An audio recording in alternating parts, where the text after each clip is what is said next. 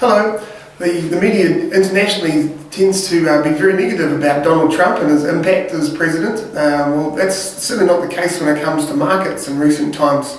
I have my own views on Donald Trump, but markets certainly seem to have thought that he's been great for the world economy. The US markets are up some 13% since November, since he was voted in as president, even though he's only actually been in power for the last 2 or 3 months, with his first 100 days about to end.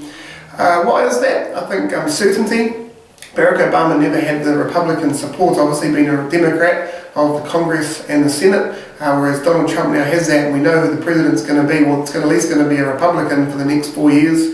Infrastructure, there's a lot of talk around the next 4 years of spending a lot of money on schools and roads, dams, and more controversially walls in America, in terms of the fact that the American infrastructure is very out of date, a lot of it built in the Great Depression and also after the Second World War. He's also talking about a tax restructure which has been announced in the last few days, taking the corporate tax rate in America down from 35% down to 15%, which is probably going to have a massive impact on corporate America.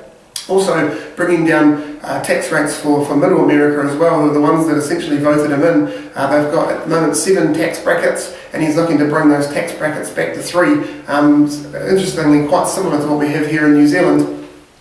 The world has been doing very well also. GDP this year was predicted to be around about 2.8%.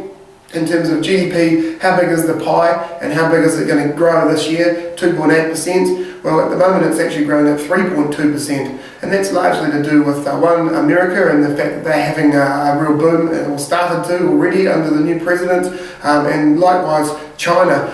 China has been 7 years of negative growth, where the market in China has been going, GDP in China has been going downwards. They've still been booming, they've still been growing at a very strong rate, but their growth has been slowing. All of a sudden that oil tanker has turned around and China is now suddenly starting to come up again, which is a positive thing for the world. They are the engine of growth in the world essentially at this point in stage. Likewise, New Zealand, how are we doing a little bit closer to home? We're still doing well economically, we're still ticking along, albeit things have started to slow a little bit. Our GDP, our gross domestic product, is still strong, but we are starting to slow a little bit versus the rest of the world, and that means that our New Zealand dollar is falling against the rest of the world. That's had a major benefit on our investment portfolios in recent times, with our balanced portfolio being up some 3.5% over the quarter. And that's continued to happen since the 1st of April. We think it's going to run for a little longer yet, and so we've been continued to be in those growth assets, and we'll continue to monitor it as events change over the next few weeks.